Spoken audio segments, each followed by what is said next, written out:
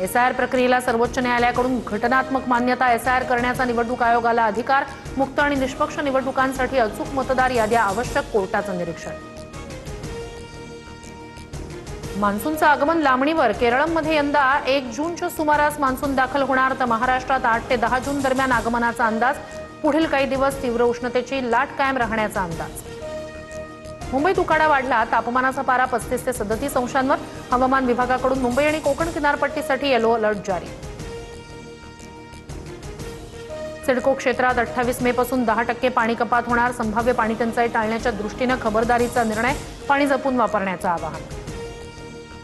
मुख्यमंत्र्यांकडे सुविधांची तक्रार करणाऱ्या विद्यार्थिनीला सावित्रीबाई फुले वसतिगृहातून बाहेर काढण्याची नोटीस.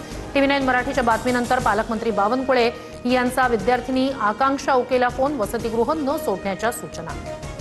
पंढरपूरमध्ये व्हीआयपी दर्शन बंद असल्याचा निर्णय. धाब्यावर मंदिर समितीच्या विश्वस्तांकडूनच जवळच्या लोकांना व्हीआयपी दर्शन. पुरुषोत्तम अधिक मासानिमित्तानं व्हीआयपी दर्शन बंद होतं.